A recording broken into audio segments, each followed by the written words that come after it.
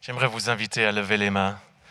Et Seigneur, alors que nous sommes ici à Delémont, nous sommes en train de vivre l'Église, mais au niveau global, parce qu'il y a des gens qui nous regardent par le monde. J'ai juste vu le chat avant, il y a des gens du Québec, du Canada, de l'Afrique. Et Seigneur, nous sommes là, quand tu dis, nous sommes assemblés en ton nom.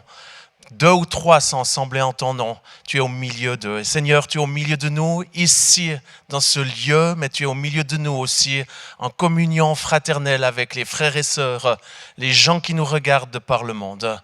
Et c'est dans cet endroit-là que j'aimerais accueillir la présence merveilleuse du Saint-Esprit. Je te demande, Esprit Saint, de venir dans cet endroit, de venir dans nos vies, de venir dans nos foyers, dans nos maisons, là où nous sommes en train de regarder. En cet instant, je te demande, Saint-Esprit, de venir avec ta puissance et que ce soir, tu puisses nous révéler le merveilleux Jésus, ce Jésus qui est venu il y a 2000 ans et qui n'a pas changé, qui, lorsqu'il était sur cette terre, il allait de lieu en lieu, faisant du bien, guérissant les malades, chassant les démons. Eh bien, ce soir, ce même Jésus qui est mort sur la croix, qui est ressuscité le 3e jour, il est vivant et par le Saint-Esprit, il est au milieu de nous et c'est pour ceci que j'accueille le Saint-Esprit qui va nous révéler ce Jésus extraordinaire au milieu de nous. Jésus, je te demande ce soir de sauver ceux qui ne te connaissent pas, tous ceux qui vont regarder ces prochains jours le message sur online, sur YouTube, Facebook et autres. Je te demande qu'ils puissent te rencontrer, ou ceux qui sont dans cette salle, qui ne te connaissent pas encore, puissent se tourner vers toi. Touche-les, Seigneur. Mais je prie spécialement pour tous les malades, et ils sont nombreux, Seigneur. Je le vois toutes ces semaines alors que je fais ces live streams. Tant de gens sont malades. Eh bien, je te demande de faire grâce ce soir et de guérir les malades dans le nom de Jésus. Alors qu'on est limité avec la louange, avec la façon de s'exprimer, de pouvoir imposer les mains, Seigneur, nous nous ouvrons à toi et je veux déclarer sur ce lieu un ciel ouvert où la gloire de Dieu puisse se manifester et où nous pouvons entendre les anges chanter, glorifier Dieu avec tous ceux qui nous ont précédés et qui sont auprès de Dieu. Je te demande, Seigneur, de manifester ta gloire. Je veux bénir cette église locale, le Gospel Center de Lémont, du Jura. Seigneur, que ta gloire puisse venir, qu'il puisse vivre une saison nouvelle où il y a une effusion de ton Saint-Esprit sans précédent et que ce réveil que tu as promis à tant de personnes, il puisse se réaliser, que nous puissions le voir et le vivre dans le nom de Jésus-Christ. Alors que chacun est en train d'adorer Dieu, adorer Jésus en esprit et en vérité, là où vous êtes à la maison ou ici dans ce lieu, la puissance de Dieu est déjà en action en train de vous toucher. Il y a d'ailleurs une personne qui a comme une douleur, je ne sais pas si c'est dû au cœur, qui tire sur l'extérieur du côté gauche. N'étant pas médecin, j'arrive pas à utiliser les bons termes médicaux, mais une chose est sûre, c'est que je le vois en esprit, quelqu'un est là, présent ou en train de nous regarder avec une pression qui part depuis le côté gauche du cœur jusqu'en arrière. Et ce soir, ni par force ni par puissance, je commande à ces puissances qui créent de la douleur de quitter dans le nom de Jésus-Christ de Nazareth. Que la vie soit. J'aimerais m'adresser à tous ceux qui nous regardent à la maison. La puissance de Dieu agit autant là où vous êtes qu'ici dans cette salle. Mais ce soir, il y a quelqu'un qui est ici présent dans cette salle physiquement, qui a comme un problème au niveau de la... excusez-moi, je dois changer parce que je parle la plupart du temps en anglais. Au niveau du coude. Quelqu'un ici a un problème au niveau du coude, je ne sais pas si c'est une inflammation ou il me semble que c'est une inflammation du coude et ce soir Dieu désire vous toucher. Si c'est votre cas, j'aimerais que vous puissiez juste lever là votre main là où vous êtes et je vais prier, c'est ça. Ni par force ni par puissance, mais par le Saint-Esprit, je libère cette onction de vie et de guérison maintenant sur ce coude. Que la vie soit, l'inflammation quitte au nom de Jésus-Christ de Nazareth. J'exerce ce don que tu m'as donné, ce don de guérir, mais aussi d'opérer les miracles. C'est un mélange des deux ce soir. Eh bien, je prie pour ce coude que tu puisses guérir, mais aussi opérer ce qui doit être opéré. Et je le fais ce soir en esprit, par le Saint-Esprit, dans le nom de Jésus. Soyez guéris, jeune homme. Mais alors qu'on prie pour vous ici, il y a quelqu'un d'autre qui nous regarde. Il me semble que vous êtes en train de regarder de la Côte d'Ivoire ou d'un de ces pays là-bas. Je pense que c'est la Côte d'Ivoire. C'est ça, il me semble que c'est quelqu'un de la Côte d'Ivoire. Le Seigneur est en train de vous toucher quelque chose de similaire au niveau également du coude et de l'épaule. Et en cet instant, ni par force, ni par puissance, mais par le Saint-Esprit, je libère la vie et la guérison. Dans le nom de Jésus-Christ, je te demande de faire ce soir. Je prévoyais prier pour les malades en fin de célébration. Peut-être je continuerai de le refaire, mais je sens l'onction de Dieu maintenant pour guérir les malades. Et quand Dieu veut guérir, c'est le moment de le laisser faire ce qu'il veut faire. Donc si vous êtes malade ce soir, j'aimerais vous inviter à tourner vos regards vers le plus grand des guérisseurs, le guérisseur des guérisseurs, le médecin des médecins, le chirurgien des chirurgiens, celui qui fait des miracles. Et son nom est Jésus. Il est ici ce soir présent dans ce lieu, mais aussi sur Facebook et sur YouTube. C'est pour ceci, ce soir, je te demande, Jésus, de guérir les malades. La Bible dit, si tu crois, tu verras la gloire de Dieu. J'aimerais vous inviter à mettre votre foi en action pour quelle que soit votre demande ou la guérison dont vous avez besoin. Si vous avez besoin d'un miracle et de guérison, j'aimerais vous inviter à poser la main sur votre corps malade, là où vous avez mal, ou sur votre tête, comme un point de contact entre la puissance de Dieu, la foi et votre besoin. Dans le nom de Jésus-Christ, je te demande, Seigneur, maintenant d'étendre ta main et de guérir les malades, pas seulement physiques, mais aussi émotionnels. Guéris les cœurs brisés, tous ceux qui ont été fracassés durant cette période difficile dans laquelle nous avons passé et dans laquelle nous sommes. Je te demande de venir guérir. Guéris les cœurs, guéris les âmes, guéris ceux qui ont été brisés, qui ont été méprisés, ceux qui ont été abusés, Seigneur. Je te demande de venir comme le Sauveur qui libère et de guérir les cœurs.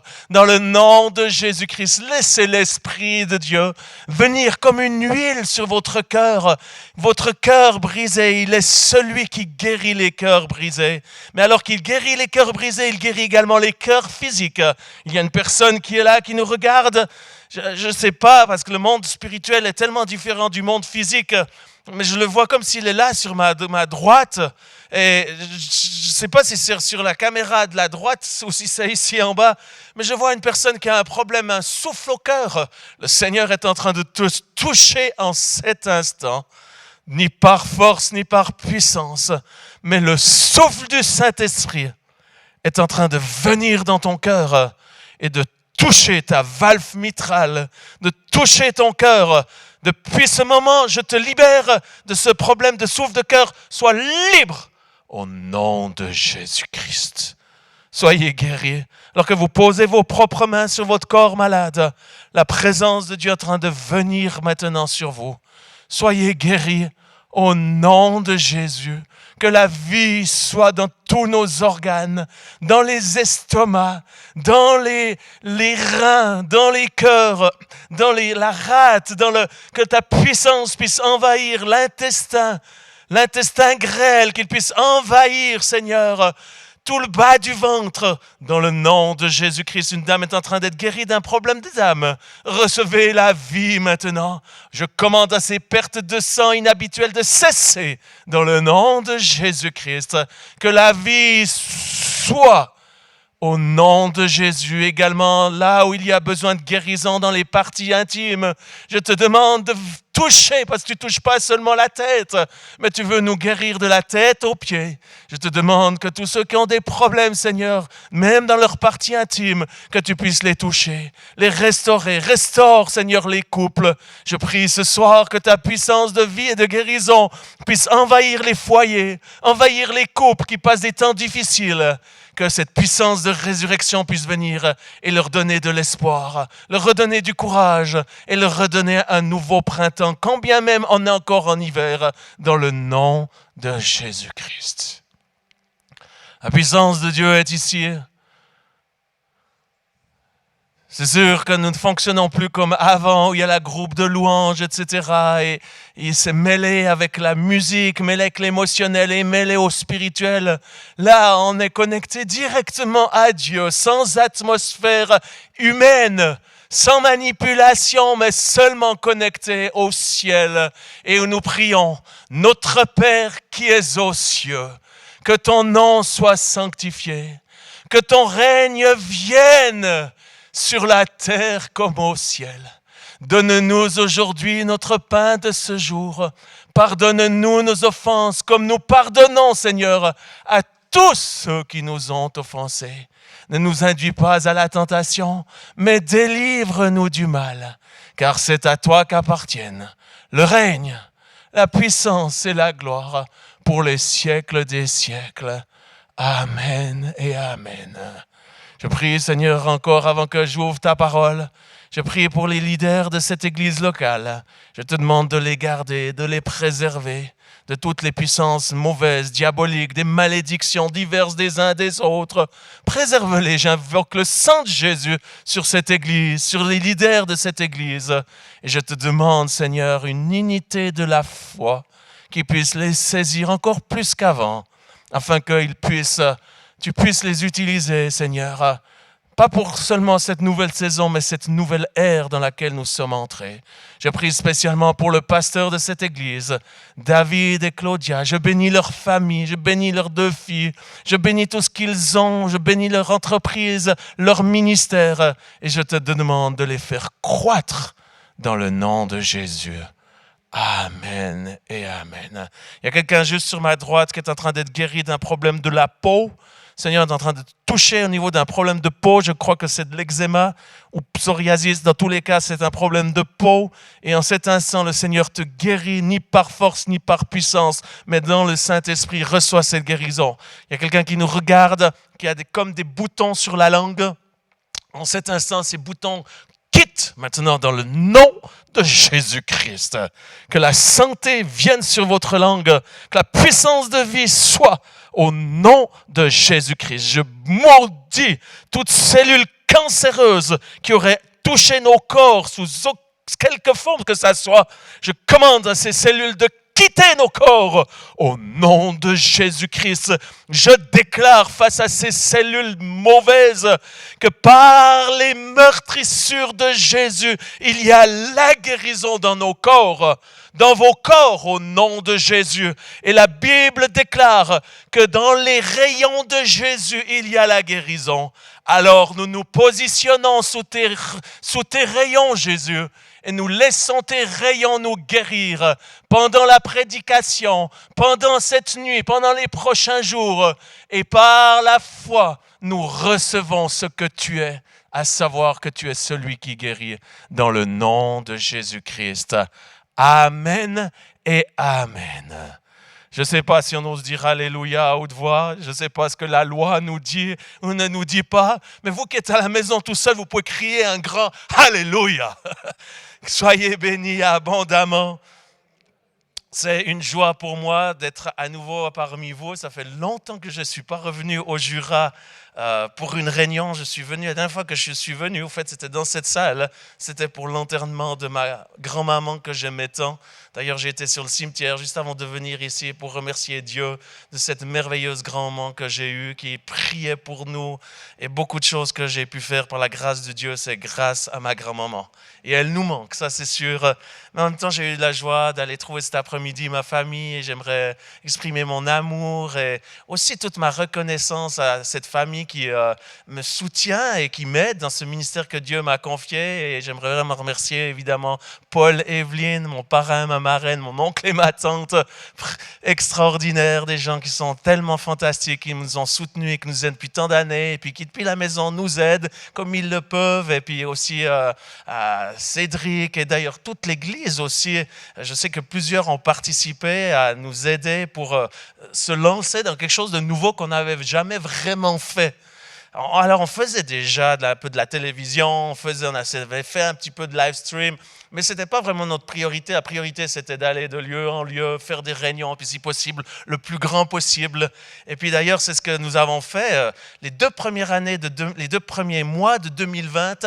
Je suis parti le 3 janvier de la maison, tout le monde est encore en train de fêter, encore entre fin de l'année, enfin début de l'année, en train d'être à la maison en famille.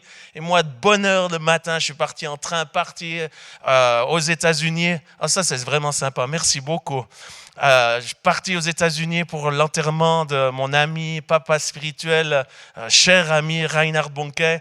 Et depuis là, j'ai commencé à aller dans d'autres réunions, d'autres lieux. Et en moins de 2 mois, j'ai fait pratiquement 50 000 kilomètres. Alors pas en voiture, beaucoup en avion. Et puis j'ai vu la gloire de Dieu sans précédent. J'ai vu en 2 mois des dizaines de milliers de personnes se convertir sous mes yeux, tant ici en Europe, en Suisse, en France, en Autriche. Ça, c'est tout les 2 premiers mois, janvier, février. J'étais en Allemagne. Et puis, évidemment, j'ai participé au Brésil à cette rencontre de scène. Pour ceux qui n'auraient pas regardé, allez sur YouTube, allez voir ceci. C'est historique. Parce que le Seigneur nous avait parlé très clairement, Dieu m'avait parlé en plus, j'ai transmis ça à mes amis qui organisaient ceci. On avait fait ceci à Orlando une année auparavant avec 57 000 personnes dans un stade. Puis dans le stade, le Seigneur me dit, le prochain, tu dois le faire à Sao Paulo. Et j'ai communiqué ceci, et puis l'histoire longue, je la fais courte. On a organisé ça à Sao Paulo. Et on a vendu les tickets pour couvrir, c'était un petit prix, 5 €, mais pour le Brésil, c'était déjà pas mal, juste pour couvrir une partie des frais, parce que largement, pour des événements comme ça, c'est énorme. Et on a vendu les tickets en moins d'1 heure. Le gros stade de Sao Paulo de 80 000, tout était vendu en moins d'1 heure. Même Pink Floyd, même tous ces rockstars, ils n'ont jamais fait ceci. C'était jamais dans l'histoire de ce gros stade. Et puis, suite à ceci, on s'est dit qu'est-ce qu'on va faire, comment on va gérer ceci, parce qu'il y avait une liste de je ne sais pas combien de dizaines de milliers de personnes qui voulaient venir. Et puis le Seigneur a dit, louez le 2e stade. Donc on a été dans l'autre stade, le stade Alliance, la même chose, on a négocié un stade de, je ne sais plus, 57 000 ou 60 000 personnes. Et puis on l'a loué pour le même jour. Choses qui sont, honnêtement, je ne connais pas dans une histoire quelque chose qui se fait comme ceci. En principe, on est à un endroit et puis après, voilà, c'est plein, c'est plein. Alors, on a loué l'autre stade à côté et la même chose, en quelques jours ou quelques heures, de nouveau, tout a été vendu. Et puis, comme dans la ville, il n'y avait plus de stade, on a décidé de louer le stade dans la capitale, à Brasilia. Et puis, la même chose, archibondé. Et j'ai participé à ceci, j'ai pu prêcher, juste extraordinaire, la puissance de Dieu. Entre autres, sur une des choses, si vous avez regardé une des vidéos, je suis là en train de prêcher et je sens que Dieu veut comme lâcher une bombe de réveil au milieu de nous. La foule s'est bondée, vous savez, c'est plein, craqué. Dans un des stades, on passait d'un stade à l'autre. Et puis du stade Sao Paulo pour aller sur Brasilia, un des footballeurs très très connus que je ne donnerai pas au nom puisqu'on est sur le live, il nous a mis à disposition gratuitement son jet privé. Donc on prêchait d'un stade à l'autre et comme ceci, on s'échangeait juste de l'impensable. Et ça, c'est il y a quelques mois, enfin ça va faire maintenant 1 année. Et puis là, entre autres, sur un des stades, je suis là, je sens vraiment, je suis en train de prêcher, puis je vois Dieu qui tient une bombe. Et puis j'arrête de prêcher, Dieu va lâcher une bombe au milieu de nous. Et je prie. Et la seule chose que je me souviens, c'est que moi, je suis par terre et je vois qu'il y a quelqu'un d'autre, il y avait le programme qui avait continué, mais après, j'ai revu, si vous regardez, c'est au moment où j'ai prié, moi-même, j'ai été éjecté par terre et des milliers de personnes ont été touchées, secouées par la puissance de Dieu. Juste extraordinaire. Et tout ceci, tout d'un coup, a été stoppé sec et sonnant par ce fameux Covid où moi-même, je suis tombé gravement malade. J'ai failli y passer, vraiment avec tous les symptômes. Et depuis là a commencé une période dramatique. Et j'aimerais le dire, ceci n'est pas par rapport à moi-même, mais par rapport à chacun d'entre vous qui avait passé et qui continuait de passer des temps difficiles. Parce que beaucoup pensent, les prédicateurs, ils sont épargnés, c'est facile pour eux, c'est juste fantastique, c'est rose, tout est beau. Et j'aimerais vous dire, l'année passée, j'ai vécu l'enfer. Autant j'ai vécu les 2 premiers mois, presque le ciel sur la terre, le réveil, tout d'un coup, ça s'est retourné en enfer, où je suis tombé malade, honnêtement, à crever. Je toussais, j'ai perdu le goût. Les médecins sont venus plusieurs fois, ils n'ont pas pu m'hospitaliser parce que l'hôpital Fribourg était plein. Donc, vraiment difficile. Suivi de ceci par des situations difficiles, des bagarres, des accusations, des trahisons. J'ai perdu pendant cette année-là mon soutien principal au niveau du ministère où j'étais soutenu par une fondation. Et tout a été secoué, ébranlé de tous les côtés, financièrement, relationnellement. Et puis, mon travail, qui est celui de voyager, je me retrouve à la maison. Jamais été à la maison autant toute ma vie. Jamais vu ma femme autant. Extraordinaire, mais quand c'est tous les jours, non-stop. Ceux qui savent de quoi je parle, vous savez. On s'aime tout plein, mais ça commence à être des défis qu'on ne connaissait pas avant, d'être avec des ados qui sont à la maison, qui eux sont aussi sous pression, des choses de la vie normale. Je ne vais pas étaler parce que vous savez exactement de quoi je parle. Et puis ce soir, j'aimerais juste venir avec un message qui est un message particulier. Parce qu'il y a quelque chose qui brûle au-dedans de moi. Et puis, en même temps, quand j'ai prié pour cette soirée, j'avais l'impression que ce message était essentiellement pour toi, David et Claudia. Et puis, toute la préparation, je l'ai préparée essentiellement pour vous. Je sentais que Dieu voulait faire quelque chose spécialement pour vous. Puis en même temps, je disais, mais Seigneur, je ne vais pas prêcher à Claudia et David. Si c'est le cas, je vais les visiter, puis je leur dis ce que tu m'as dit. Puis il me dit, non, la parole, elle est aussi pour l'ensemble de l'Église. Donc, ce que j'aimerais partager, ce serait vraiment de vous amener ceci pour vous, David et Claudia, parce que je pense que vous êtes dans quelque chose de nouveau. Et ce que tu m'as dit juste sur le pas de la porte, sans que je le sache, c'était dans le même sens. Je savais qu'il y a quelque chose qui va se passer d'extraordinaire. Et ce message va dans ce sens, mais ce n'est pas que pour David et Claudia, c'est pour chacun d'entre nous. Et j'aimerais vous encourager à prendre la parole de Dieu, aussi ceux qui nous regardent. Là, je ne suis pas dans un live comme on a l'habitude. Toutes les semaines, je fais d'ailleurs des lives que vous pouvez me voir ou voir sur les réseaux sociaux qui s'appellent Espoir et Guérison. En 4 mois, on a touché plus de 150 000 personnes. C'est juste incroyable. Aujourd'hui, avec les réseaux sociaux, avec ceci, c'est vrai que le présentiel comme ce soir nous manque et je suis tellement content d'être là avec vous ce soir. Puis en même temps, aujourd'hui, on a une plateforme qui est tellement différente. Je ne veux pas perdre le temps, mais je sais que ce soir, il y a plus de monde, en tout cas pendant la louange, il y a plus de monde qui nous regardait, rien que sur une des plateformes, je n'ai pas été sur toutes les autres plateformes, qui nous regardaient et qui nous regardent du monde entier. Donc, bienvenue à tous ceux qui nous regardent. Ouais, rien que sur une plateforme, là, en live maintenant, il y a 72 personnes, 72 personnes qui nous regardent. Je ne sais pas d'où ils nous regardent parce qu'ils ne mettent pas forcément le nom, mais en tout cas, bienvenue à ceux qui nous regardent sur cette plateforme et les autres. Et puis, juste pour terminer, si vous voulez suivre les enseignements, allez sur mon nouveau site. J'ai créé un nouveau site, jeanluctraxel.org, où aussi j'aimerais vous offrir. Dieu m'a parlé dans cette période, il m'a dit, Jean-Luc, je veux te donner chaque semaine de la manne fraîche, une révélation fraîche qui va te redonner de l'espoir et je veux que tu le partages au corps de Christ. Donc chaque semaine, j'écris un message court d'une révélation nouvelle, pas des vieux messages, nouvelle révélation fraîche qui donne de l'espoir et pas seulement pour la vie spirituelle mais la vie quotidienne. Donc n'hésitez pas à aller sur mon site internet gratuitement, je vous enverrai ceci avec une citation, témoignage guérison, puis aussi un chant de louange qui est accompagné de cet enseignement. J'aimerais vous inviter de tourner avec moi la parole de Dieu dans Josué 1:9 qui nous dit ceci. C'est un passage qui est vraiment connu. Et puis, chaque fois que je priais pour cette soirée, chaque fois, je sentais, David, l'esprit de Josué qui allait venir de plus en plus fort sur toi. Et c'est dans ce sens-là que le Seigneur nous dit à chacun, ne t'ai-je pas donné cet ordre ? Fortifie-toi et prends courage. Ne t'effraie point et ne t'épouvante point, car l'Éternel ton Dieu est avec toi dans tout ce que tu entreprendras. Seigneur Dieu, j'invoque cette présence du Saint-Esprit qui est celui qui nous adonne les choses profondes du royaume de Dieu. C'est le meilleur des enseignants. Bien, Saint-Esprit, je te demande qu'au-delà de la limitation de mes paroles et de ma façon de m'exprimer, que tu puisses toucher nos esprits par ta parole et que cette parole puisse être marquée avec des lettres de feu dans notre cœur, dans le nom de Jésus-Christ. La première des choses que j'aimerais dire ce soir, c'est il est important dans la saison dans laquelle nous sommes, c'est de discerner les temps où nous sommes. Et j'aimerais vous encourager à les discerner, pas en regardant les enseignements partant de tous les côtés sur YouTube ou sur les réseaux sociaux et on raconte tout et n'importe quoi.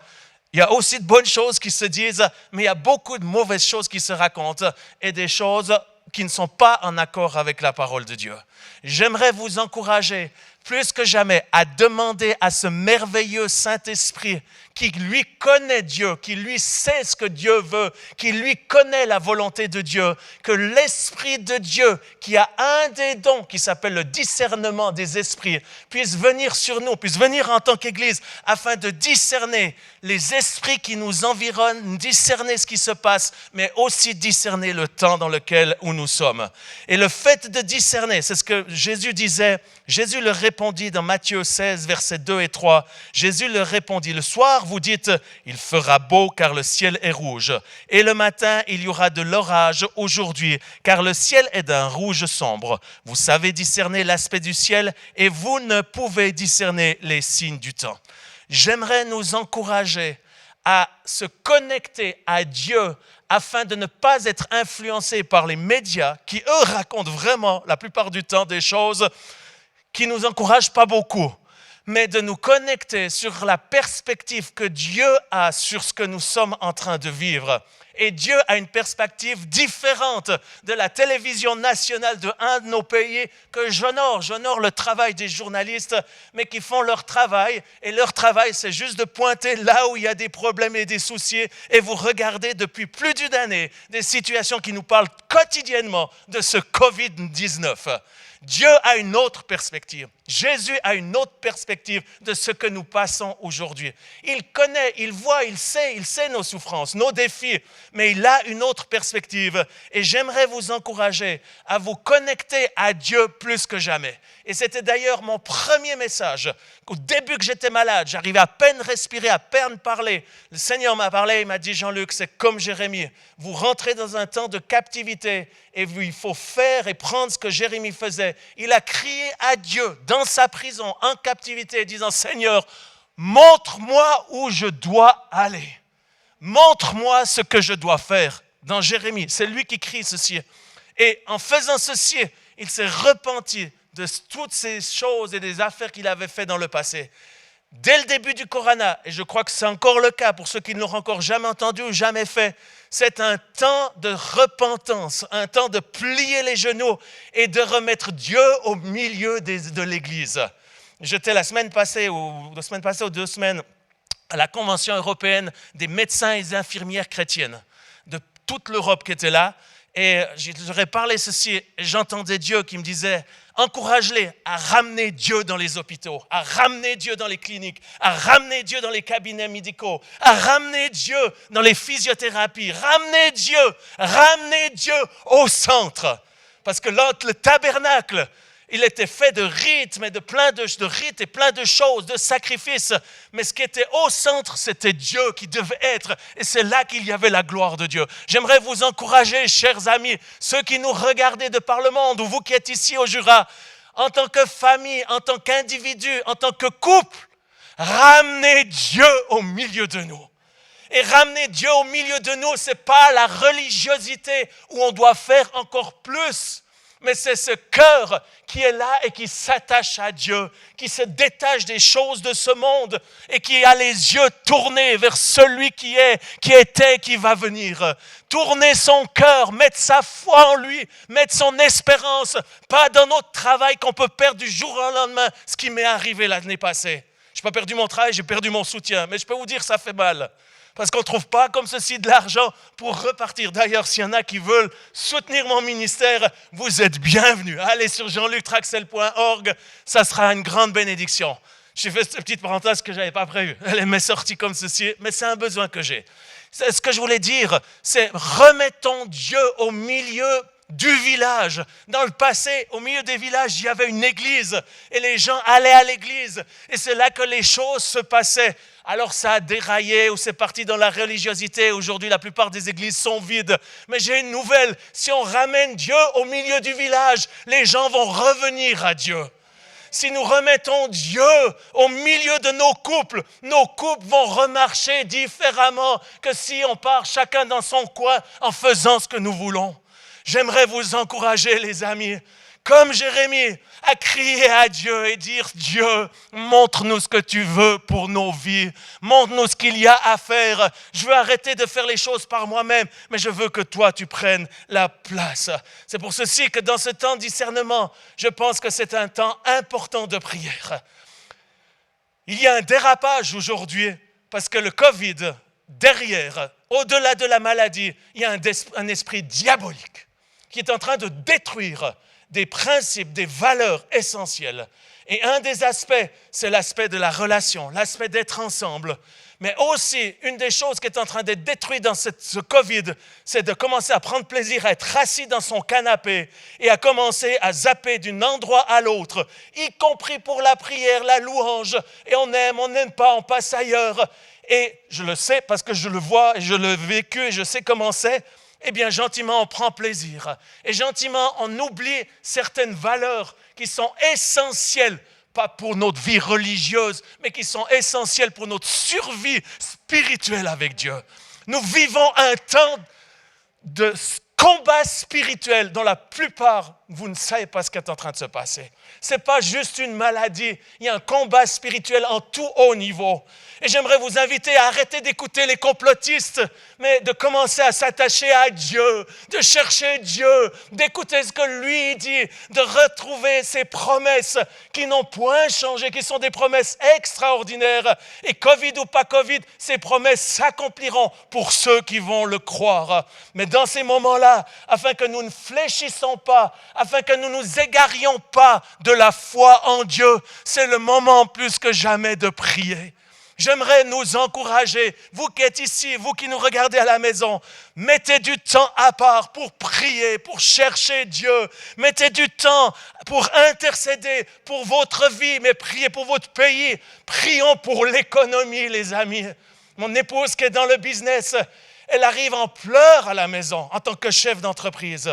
Il y a quelque chose qui est en train de se passer, qui est en train d'être fracassé. D'un autre côté, Dieu n'a point changé. Et si on met nos regards sur lui, lui, il est inébranlable. Il est notre fondation, il est notre fondement. Et si nous mettons notre foi en lui, nous ne serons pas déçus.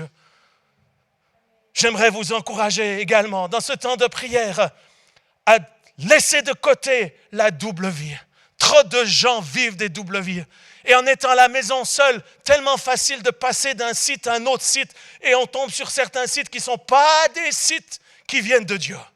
J'aimerais vous encourager à être dans cette saison où il y a une certaine radicalité face aux choses qui nous attachent si facilement à la vie du péché. Je voudrais vous encourager à lire Romains 1.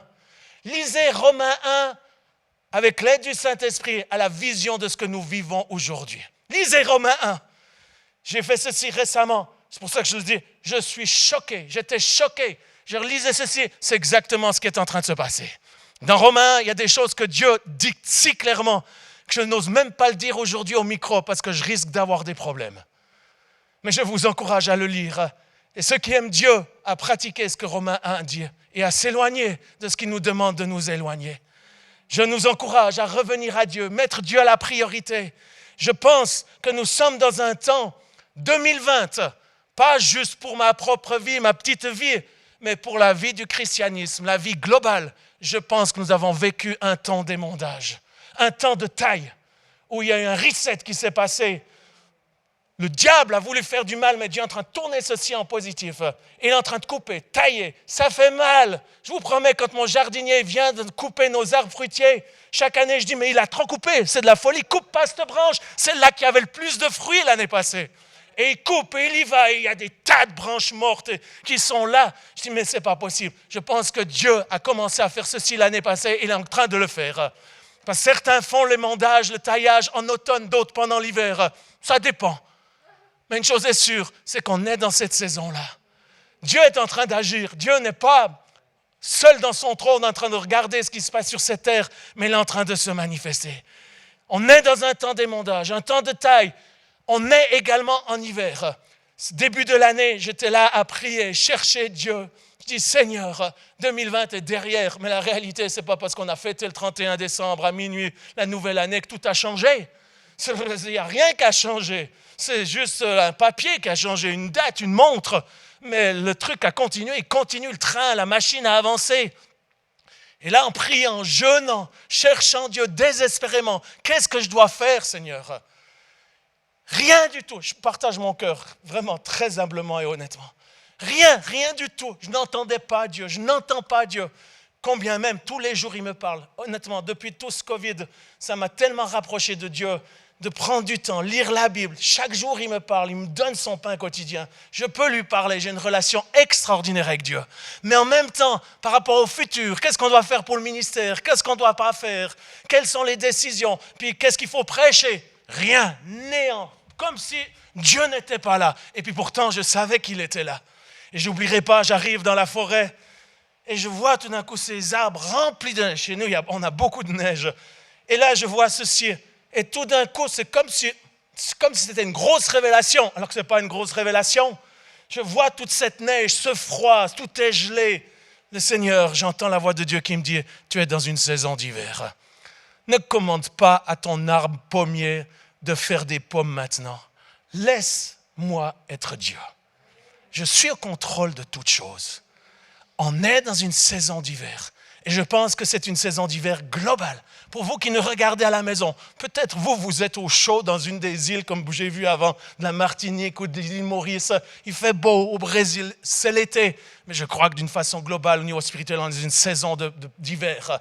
Et où l'hiver, on aime ou on n'aime pas, mais une chose est sûre, c'est dans chaque saison, il y a des belles choses.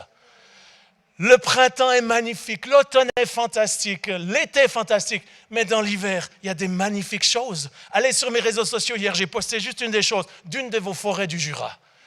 Tellement de la belle neige, un beau soleil, juste extraordinaire. Maintenant, c'est vrai que dans l'hiver, il y a des tempêtes, il y a du froid, il y a des fracassés. Hier, je suis monté en pot de phoque sur une de mes montagnes. Il y a des arbres qui sont fracassés, couchés par terre. Les petits arbres sont tout engloutés par la neige. Ils ne passeront jamais l'hiver. Mais une chose est sûre, c'est que dans quelques mois, le printemps va venir. Et puis, ça rendra la nature plus forte qu'avant. Le petit sapin qui est là, qu'on ne voit plus, qui est en train de grelotter ou crever sous la neige. Je peux vous garantir, Dieu est au contrôle de ceci. Et dans 2-3 mois, il aura repris de la force et il sera encore plus fort pour passer la prochaine saison, arriver dans la prochaine saison. J'aimerais vous encourager, chers amis, à être reconnaissants pour la saison dans laquelle nous sommes. Remercions Dieu pour la saison de l'hiver. Une saison où les choses se calment, où la nature se calme, où il n'y a plus production, mais où les choses se reposent.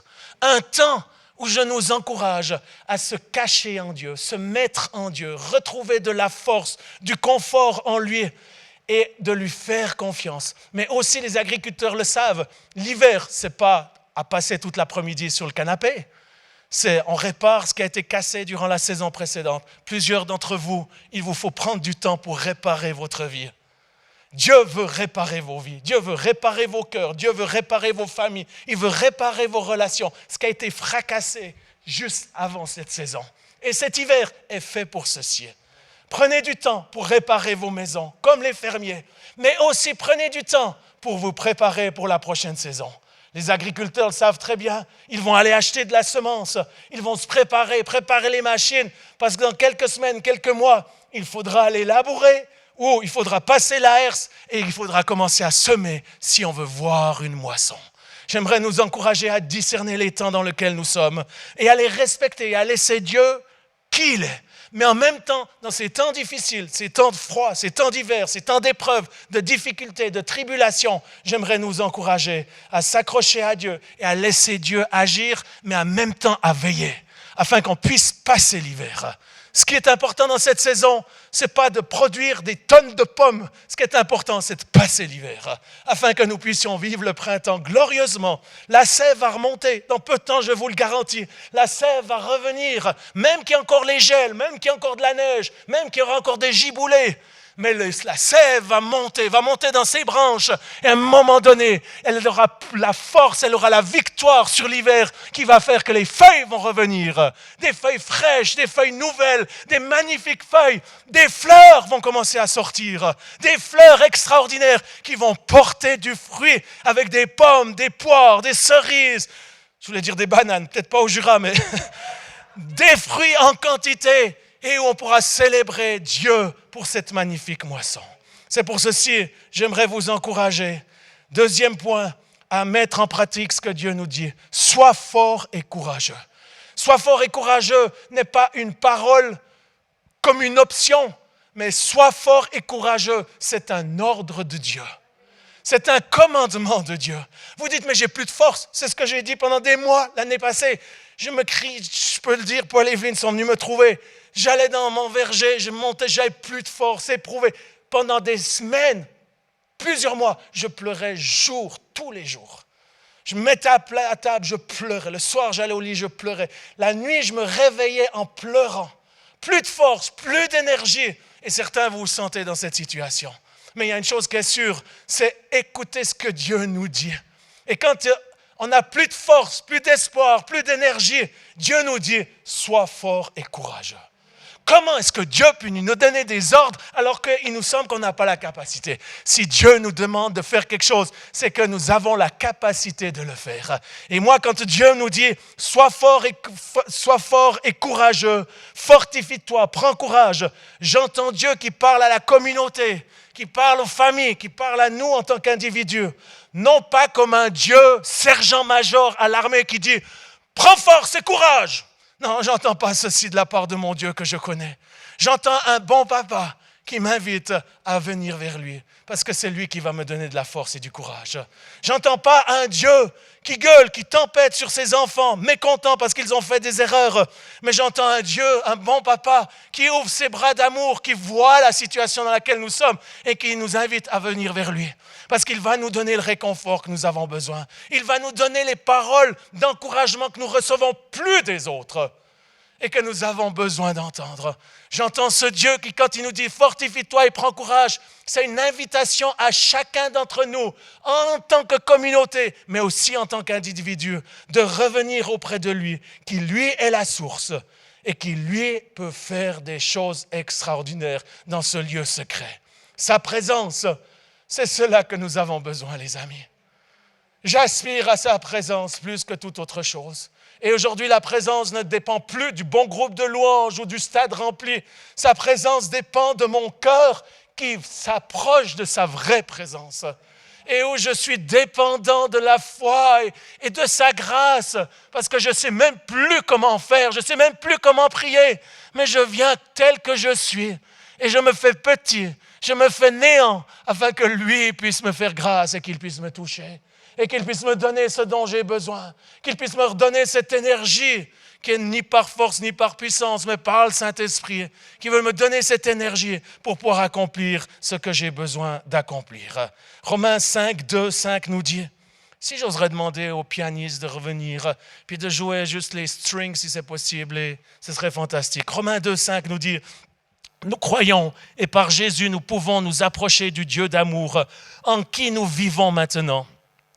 Nous nous réjouissons même des afflictions. Vous verrez dans les autres traductions, il y a certaines traductions qui disent « Nous nous empressons de nous réjouir des problèmes et des défis que nous allons avoir. » Nous nous réjouissons même des afflictions, sachant que le COVID-19 et toutes ses conséquences que nous sommes en train de vivre produit en nous la persévérance. La persévérance, la victoire dans l'épreuve. Nous aurons la victoire sur ce démoniaque COVID-19. Nous aurons la victoire sur ces pertes économiques. Nous aurons la victoire sur la peur, sur cet esprit diabolique qui est derrière le Covid. Parce que la persévérance produit la victoire dans l'épreuve. Et cette victoire, l'espérance. Or, l'espérance ne trompe point, parce que l'amour de Dieu est répandu dans nos cœurs par le Saint-Esprit qui nous a été donné. Chers amis, j'aimerais te conclure avec ceci. Cette saison, elle est là pour nous équiper. Vous avez peut-être l'impression d'être déséquipé. C'est ce que j'ai vécu tous ces mois. J'ai l'impression que j'avais tout perdu. Et en même temps, quand j'entends sa voix, pas par les faits, mais quand j'entends sa voix et que je m'approche de lui, j'ai l'impression que j'ai gagné de choses extraordinaires. Qui s'il n'y avait pas eu ces épreuves, je ne les aurais jamais eues. Et j'ai l'impression, les amis, que le Seigneur est en train de toucher une nouvelle génération. Une génération qui a pu passer l'hiver. Une génération qui a pu, avec foi, persévérer. Qui n'ont pas douté de ses promesses, mais qui sont restés stables et qui ont cru comme Abraham. Et parce qu'ils ont cru, ils vont hériter comme Abraham des promesses. Comme Josué, qui était en face de ces géants, en face de ces forteresses. Et bien là, il a pu s'écrier et dire, c'est pas le nombre des géants, c'est pas le nom, la grandeur des géants, les forteresses. Je sais une chose, c'est que Dieu est avec nous. Et si Dieu est avec nous, qui sera contre nous? Sois fort et courageux, les amis. Persévérez dans cette nouvelle saison que je dirais qui est plus qu'une nouvelle saison. Je pense, là le temps me manque parce que je veux boucler, je pense qu'on n'est pas rentré dans une nouvelle saison, mais on est rentré dans une nouvelle ère. Vous savez, comme il y a eu le temps de la pierre, l'âge de la pierre, c'est passé à l'âge de bronze, ces différents âges. Les Grecs partis aux Romains, les Romains, l'Empire romain est parti sur autre chose. Je pense qu'il y a quelque chose qui est derrière. Et on ne reviendra plus jamais au passé. Il y a un avant-Covid, il y a un pendant-Covid que nous vivons, et il y aura un après-Covid. Et l'après-Covid ne sera plus jamais la même chose. Quelque chose de nouveau va arriver. Avec beaucoup de difficultés, mais beaucoup de victoires. J'aimerais vous dire ce soir, ça va être glorieux, le réveil, etc. Oui, ça fait partie d'une des promesses.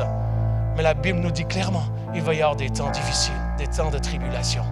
Mais une chose est sûre, c'est que si nous nous attachons à Dieu, nous vaincrons ces tribulations. Nous vaincrons ces problèmes. Et nous en sortirons plus forts. C'est pour ceci que je vous encourage, les amis, à faire sérieux avec Dieu. C'est plus une question de plaisir d'aller de temps en temps le dimanche soir au gospel, de temps en temps pas. Je regarde la télé, je regarde pas. Non, c'est une question de vie ou de mort. Accrochez-vous à Dieu. Et alors que nous passons cette saison, que nous rentrons dans cette nouvelle ère, le Saint-Esprit va commencer à nous préparer pour les nouvelles choses qui vont venir. Aujourd'hui, ce n'est pas juste un coup de dépannage que nous parlons sur Internet, c'est quelque chose qu'il faudra intégrer dans le futur. L'Église va être différente, la façon de faire l'Église, la façon de s'organiser, la façon de faire les choses, la façon de faire les formations, la façon d'annoncer l'Évangile sera différente. Comment? Je n'en sais rien, si ce n'est que lui sait et qu'il va nous donner sa sagesse et qu'il va nous aider. J'aimerais vous inviter à vous lever. Galates 6,9 nous dit: ne nous décourageons pas de faire le bien, car nous moissonnerons au temps convenable si nous ne nous relâchons pas. Seigneur, j'ai transmis ta parole, j'ai transmis ce que je pouvais transmettre. Il y a beaucoup d'autres choses que j'aurais pu dire, mais je te demande, Saint-Esprit, maintenant, de faire toute la différence. Et je te demande, Seigneur, que tu puisses toucher les uns et les autres là où ils se trouvent. Et la première des choses pour laquelle j'aimerais prier ce soir, j'aimerais prier pour tous ceux qui ne connaissent pas Dieu. C'est un temps extraordinaire d'opportunités, un temps difficile, mais un temps glorieux. C'est ce que j'ai dit. Nous faisons toutes les semaines, je fais ces lives. Jamais j'ai pu toucher autant de personnes, mais des gens de par le monde qui sont dans la souffrance, qui sont malades. Et en même temps, il y a une telle souffrance, un tel désarroi, tant de problèmes et de défis. Autant la gloire de Dieu est en train de se manifester comme jamais auparavant. Plusieurs, durant ces 3 derniers mois, en tout cas 3 témoignages différents de gens qui sont sortis du coma alors que quelqu'un était à leur chevet à l'hôpital en train de regarder le live. Une des choses, c'est arrivé au mois d'octobre. Son nom est Alain. Il est en train de nous regarder en live. Petit live simple, je fais ça depuis ma maison. Regardez ceci. Il dit: priez pour mon ami qui est dans le coma depuis des mois. On prie, le lendemain, il réécrit, il dit: vous n'y croirez pas. Au moment où vous avez prié, il s'est réveillé. Mais non seulement il s'est réveillé, il avait les 2 joues foutues où il devait lui mettre des prothèses. Dieu a recréé des nouveaux genoux et en moins de 24 heures, il est sorti de l'hôpital du Québec. Ça, c'est la puissance de Dieu que j'avais encore jamais vue comme ceci. La même chose en Lituanie, une autre personne, même chose. Depuis des semaines, elle était dans le coma, Covid-19, dans le coma. La personne était à côté, elle a posé ses mains alors qu'on priait. Puissance de Dieu est venue immédiatement.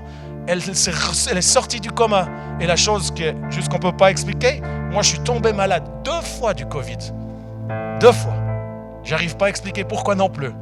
Mais une chose est sûre, c'est que Dieu n'a point changé. Et c'est un Dieu puissant, extraordinaire. Cette dame était là, en train de prier pour son ami qui mourait du Covid. Puissance de Dieu est venue, s'est réveillée, revenue à la vie. Et le Covid a disparu instantanément. Instantanément. Plus de virus, plus rien du tout. Guéri instantanément. Une autre personne, j'étais avec ses infirmières dans l'hôpital de Jérusalem, de Tel Aviv. Un de ses patients, il était dans le coma depuis plusieurs semaines. Et malheureusement, il est parti. Il s'est endormi avec des douleurs, en s'étouffant, et il est mort. Plusieurs heures plus tard, les médecins sont venus, ils ont fait le constat, décédé. Et cette dame croyante, elle a dit, c'est une infirmière, elle a dit, je ne peux plus rester silencieuse. Elle était restée silencieuse, elle n'avait pas témoigné, elle ne témoignait pas, elle était tellement peureuse, comme la plupart d'entre nous. Ce temps est terminé, les amis. C'est le temps d'annoncer l'évangile. C'est le temps de parler de ce que Dieu est pour nos familles, nos voisins. C'est le temps d'annoncer l'évangile. Vous ne savez pas comment? Faites-le, partagez sur vos lives. Allez sur Facebook, partagez ça à vos familles. Allez amener une boîte de chocolat à vos voisins. Faites quelque chose. Nous ne pourrons pas rester les bras croisés. Et c'est ce qu'elle a fait. Elle a rompu les codes de l'hôpital. Elle a été vers ce mort, une madame arabe. Connaissait pas Jésus, musulmane. Prie pour elle. En bout de quelques minutes, la puissance de Dieu vient, souffle sur cette femme qui était morte depuis plusieurs heures. Elle revient à la vie. Et elle dit, qu'est-ce qui m'arrive? La femme, elle était là, choquée, l'infirmière. Et elle y parle de Jésus. La femme, elle dit, j'ai jamais entendu ce que vous m'avez dit. Jamais de jamais. J'aimerais croire en ce Jésus qui peut donner ma vie à Jésus. Et là, sur le champ, elle donne sa vie à Jésus. Les médecins arrivent parce que les machines sont remises à siffler, etc. Ils disent, qu'est-ce qui se passe? Elle était morte. Et la dame, elle dit, ben oui, mais il y a Jésus qui est venu et il l'a guérie. Et elle est ressuscitée. Ils font les tests. Plus de Covid, guérie instantanément. Le lendemain, elle est sortie de l'hôpital. Guérie du Covid, ressuscitée d'entre les morts et chrétienne. C'est pour ceci ce soir, j'aimerais vous inviter, tous ceux qui n'ont jamais donné leur vie à Jésus, aujourd'hui est le jour du salut. Ou si tu l'as quitté, abandonné, tu vis une vie, double vie, une vie un peu pour Dieu, une vie un peu pour toi, une vie un peu dans le péché. Aujourd'hui, c'est le jour du salut. C'est le temps de revenir à Dieu, de crier à lui et lui demander de devenir le seul Dieu, le seul Seigneur. Alors que tout le monde a les yeux fermés, j'aimerais donner la possibilité à ceux qui sont dans cette salle ici à Delémont ou ceux qui nous regardent à travers le monde par Internet. J'aimerais vous inviter à vous tourner vers Jésus, à crier à lui. La Bible dit, si tu cries à lui, tu invoques son nom, tu seras sauvé, toi et toute ta famille. Eh bien, je vous invite, là où vous êtes maintenant, d'invoquer le nom de Jésus dans votre langue. La plupart parlent français, mais si vous savez parler une autre langue, parlez dans votre langue. Demandez à Jésus de venir vous sauver. Et alors que tout le monde a les yeux fermés, j'aimerais prier pour chacun qui désire faire cette démarche. Parce que c'est la chose la plus importante dans la saison dans laquelle on est. C'est la chose la plus importante pour votre vie, qui est celle de, ici sur cette terre, de prendre une décision pour Jésus. Et vous avez le choix, parce que Dieu n'est pas un Dieu qui force, c'est un Dieu d'amour qui nous laisse le libre choix de lui dire oui ou non. Ce soir, vous pouvez dire non à Dieu, non à son amour, non à sa présence, non à ce qu'il est, non à ce Dieu qui vous aime et qui veut vous sauver du péché de l'enfer. Ou vous pouvez lui dire oui, j'ai besoin de Jésus, je ne peux plus continuer sans lui. Et je vis à moitié, j'ai un pied dans le péché, un pied pour lui, mais je veux être radical, je veux vivre complètement pour lui. Et ce soir, vous pouvez lui dire, oui Seigneur, oui j'ai besoin de toi, oui je veux me repentir de mes péchés, je veux crier à toi afin que tu me sauves. Si c'est votre cas ce soir, là où vous êtes dans ce lieu ou à la maison, vous pouvez lever votre main, parce que ce qui est important, c'est que Dieu vous voit. Comme un geste d'abandon, levez votre main si vous voulez donner votre vie à Jésus. Aujourd'hui est le jour du salut. Il ne vous demande pas de rejoindre une religion, mais il désire simplement avoir une relation avec vous, afin que vous puissiez le découvrir comme un Dieu d'amour, un bon papa qui vous aime et qui a des plans extraordinaire de bénédiction et non de malheur. Si c'est votre cas là où vous êtes, simplement levez votre main dans cette salle ou là où vous êtes. Et alors que vous levez votre main, je te demande, Seigneur, maintenant de venir sauver. Et je vous invite de prier après moi cette sainte prière. Dites, Seigneur Jésus, je te donne ma vie. Je te demande pardon pour tous mes péchés. Je regrette sincèrement. Je crois que tu es mort sur la croix et que tu es ressuscité. Pardonne mes péchés. Et ce soir, je crie à toi et je te demande de sauver ma vie. Sauve-moi, Seigneur. Délivre-moi de tout le péché, de tout l'enfer. Et donne-moi ta vie et ta vie en abondance. Si vous avez fait cette prière, je te demande maintenant, Saint-Esprit, de venir sur eux et de venir avec force et puissance afin qu'ils puissent vivre ce plus beau et grand miracle qui s'appelle de naître de nouveau, devenir ton enfant, devenir ton fils, devenir ta fille dans le nom de Jésus-Christ. Si vous avez fait cette prière, j'aimerais vous inviter, c'est les premiers pas de la vie avec Dieu, mais j'aimerais vous inviter à lire la Bible. La Bible, c'est Dieu lui-même qui parle, pas des paroles religieuses, mais qui parle pour votre vie quotidienne, spirituelle, mais aussi émotionnelle, votre vie sexuelle, votre vie professionnelle. Dieu veut vous parler. Ouvrez la Bible ou simplement, vous pouvez le télécharger sur Internet gratuitement. Vous allez sur Google, mettez la Bible, labible.com ou la Bible et vous pouvez la télécharger gratuitement. Lisez la Bible parce que Dieu va vous parler. Priez-le. Jour après jour, j'ai parlé de ceci dans mon message. J'aimerais encourager tous ceux qui ont perdu la prière de remettre la prière dans votre vie quotidienne. Avant les repas, priez pour votre repas. Je suis choqué de voir le nombre de chrétiens qui ne prient plus avant le repas. Remettez Dieu au milieu de vos familles. Remettez Dieu au début du repas, pendant le repas. Priez-le en famille, en couple. J'encourage les couples à rouvrir la Bible ensemble et laisser Dieu vous parler en tant que couple. Et de prier ensemble en tant que couple. Et si vous êtes parents, à prier ensemble pour vos enfants afin qu'ils ne tombent pas à la tentation, mais qu'ils puissent passer l'hiver et qu'ils puissent être des hommes et des femmes de foi. Pour les grands-parents, priez pour vos petits-enfants. Priez. Et la dernière chose, je vous encourage à rejoindre une communauté. Vous dites c'est difficile, je suis en confinement. Je comprends. C'est pour ça que tu es là ce soir sur YouTube. Bienvenue à l'Église de Jésus, qui prend une forme différente du passé. Mais je t'encourage, dès que les portes sont ouvertes, rejoins une communauté où tu peux te rencontrer d'une façon physique, partager ta foi, prier ensemble, exercer les dons spirituels, grandir avec Dieu. J'encourage chacun qui nous regarde, qui ont pris l'habitude de rester à la maison dès que vous le pouvez, inscrivez-vous pour venir à l'Église. Il y a 50 places, faites tout pour que vous soyez les premiers à avoir la place. Et ceci démontrera votre faim et votre soif et où Dieu pourra vous bénir. J'aimerais terminer avec le message que j'ai donné. Seigneur, je te demande que ni par force ni par puissance, mais par ton Saint-Esprit, tu puisses toucher chacun ici. Que tu puisses les garder durant cette saison. Garde leur foi, Seigneur. Je te prie que personne n'échoue. Je te prie spécialement pour les jeunes, Seigneur. J'ai beaucoup de compassion pour nos jeunes.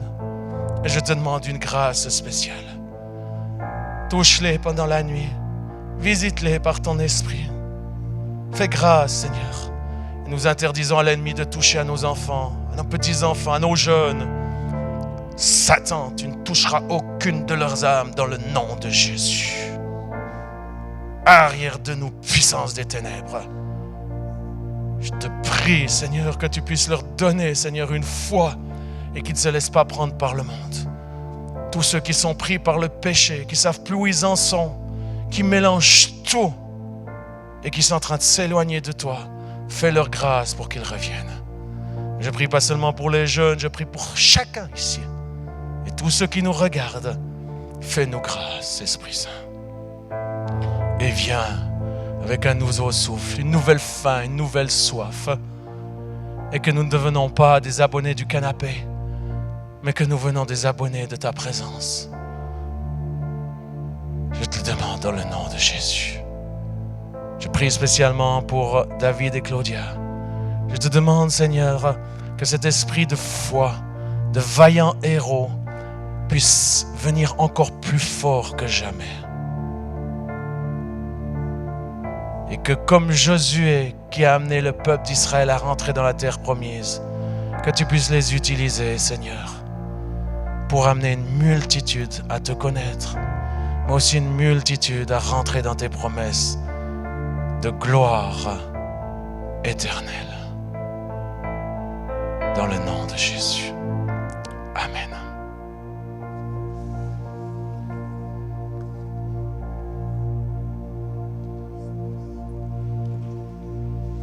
Alléluia, gloire à toi Seigneur.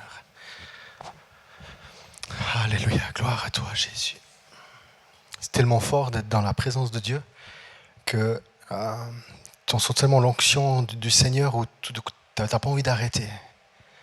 Tu aimerais tellement encore continuer d'être comme ça dans sa présence, puis des fois de juste rien dire, puis d'être juste là, puis Seigneur. Tellement de choses qu'il a parlé, Jean-Luc, qui cognent dans mon cœur. Une des paroles que j'ai aussi beaucoup appréciées, puis des fois c'est mon souci de pasteur pour l'Église, que Christ soit pleinement au centre des familles, au centre des foyers. Prier avant de manger. Quand on met nos enfants au lit, lire la Bible avec eux ou prier pour eux. Vivre l'Église dans nos maisons. Donner des CD de louanges à nos enfants, puis qu'ils les écoutent. Leur acheter une chaîne hi-fi pour qu'ils puissent mettre les CD de Philippe de Courroux et compagnie, puis qu'ils écoutent à la maison. Qu'ils écoutent à la maison. Très court témoignage sont dans mon cœur, je voudrais juste le donner comme ça pour la gloire de Dieu, puis qu'en même temps de pouvoir nous encourager, vous encourager à la maison, de ne pas avoir peur de parler de Jésus. Une de nos filles, elle aime Philippe de Courroux. C'est CD à la maison, puis ça passe en boucle. Elle les connaît bientôt, je pense, par cœur. Et à l'école, après, ils chantent aussi des chansons. Puis une des chansons qu'ils chantent, c'est la fameuse chanson d'un tube des années 85 qui dit « Les démons de minuit ». Elle rentre à la maison. Elle nous raconte ce chant. Alors on discute. Puis après, à chaque fois qu'elle revenait à la maison, à midi, on a rechanté cette chanson. Puis à chaque fois qu'elle nous le partageait, il y avait une tristesse sur son cœur. Puis elle me disait « Papa, il faut faire quelque chose. » Puis je dis « Ouais, je vais écrire à ton professeur. » Puis je remettais. Puis à chaque fois, elle revenait à la maison, attristée, quand elle racontait qu'elle chantait ce chant. Puis un jour, elle m'a regardé, mais papa, écrit. Puis je dis, ouais, c'est bon, je vais écrire. J'ai écrit un mail au professeur. Rien parlé de Jésus. J'ai juste parlé de ma fille qui avait une sensibilité et tout. Le professeur nous écrit. Et puis dans le mail, il dit, je vais parler avec elle. On a discuté avec notre fille. Puis on lui a dit, on veut que tu puisses parler de la vérité de ton cœur, le pourquoi tu n'aimes pas. On a prié pour elle, on a prié en langue, comme ça, on l'a béni. Elle est revenue et dit, il n'a encore pas parlé avec moi. L'autre, il n'a pas encore parlé avec moi. Et tout d'un coup, un jour, elle nous dit, ouais, j'ai discuté avec lui. Puis on lui a dit, qu'est-ce que tu lui as dit? Puis elle nous a répondu, ben voilà, j'ai dit ça à mon professeur. J'ai dit, dans ma religion, on aime Jésus, puis on croit que les démons, ils existent. J'aime pas cette chanson. C'est tout frais. Mais depuis ce jour-là, ils l'ont plus rechanté. On ne sait pas qu'est-ce qui va devenir dans les jours d'après, les semaines d'après, mais la seule chose que je sais, c'est que depuis ce jour-là, ils n'ont plus chanté la chanson.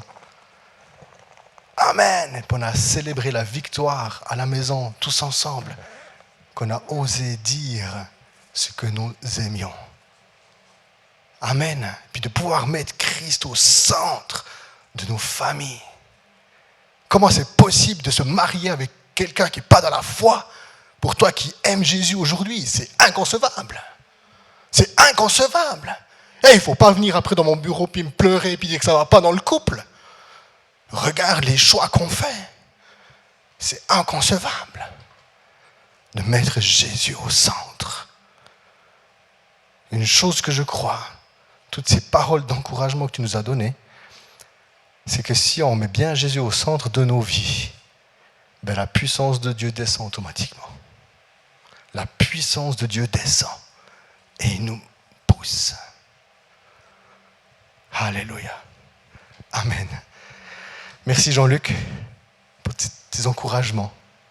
On ne peut pas sortir d'ici en disant oui, je veux mettre Jésus au centre de ma vie. Je le veux. Je le veux. Amen. Dimanche prochain, les baptêmes. 4 personnes qui vont passer par les eaux du baptême. Seulement en présentiel, les gens qui ont reçu une invitation via les personnes qui se font baptiser. Il n'y aura pas d'inscription en ligne pour dimanche prochain, mais j'aimerais vous donner une information concernant les inscriptions en ligne. Elles commencent le mardi à 20h. Si tu veux une place, si tu vas sur le site internet ou bien au moment que tu reçois l'email, eh bien, à 20h, on peut s'inscrire. Amen. Pour ce dimanche ici, en 1 heure de temps, les 50 places ont été prises. À 20h, mardi soir, tu peux aller sur internet et puis tu t'inscris. J'ai vu que Mike s'est inscrit à 20h00 et 55 secondes. Yes, que Dieu vous bénisse. Je bénis aussi toutes les personnes qui nous ont regardés via Internet en Suisse et outre-mer. Que Dieu vous bénisse, vous réconforte. Et puis mettons ensemble Dieu au centre. Vivons ce temps d'hiver. Dieu fait son œuvre dans nos vies. Amen. Yes, le printemps arrive bientôt.